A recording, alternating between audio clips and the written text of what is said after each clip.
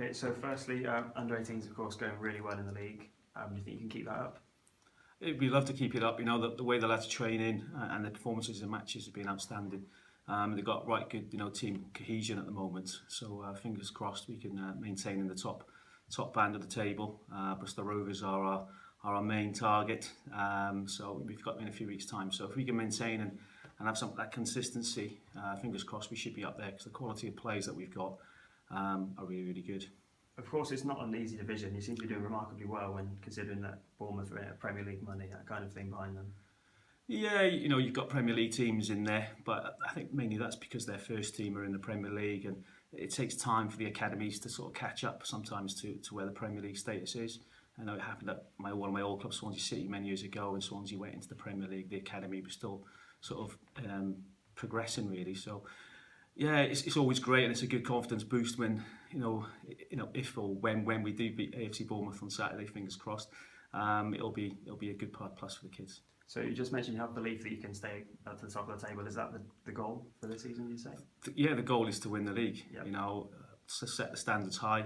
The lads know that's our target, and we'll do our best to try and get there if we can. From within the academy, you've got Josh Thomas, who's featured on the bench in the first team this season. His progress going well? Josh is a very good player, and he probably doesn't realise how so close he is to the first team. And if we can get players up to a decent level, a decent standard, fingers crossed that this should be something for him in the future.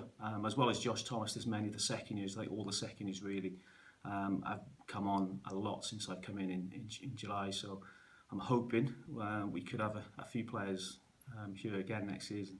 And aside from Josh, you just mentioned a few players. Is there any players you pick out as being close to making the step up? I think obviously Josh is close. You've got Taylor Cordell, who had a man of the match on Saturday. He's knocking on Jordan Lim's door.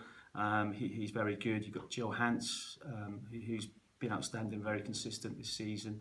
Jacob Nuttin is another player, which has got great technical ability. So all the second years really have got really, really good chance at Cheltenham Town Football Club. And how important is it for a club to have a really good functioning academy like there is?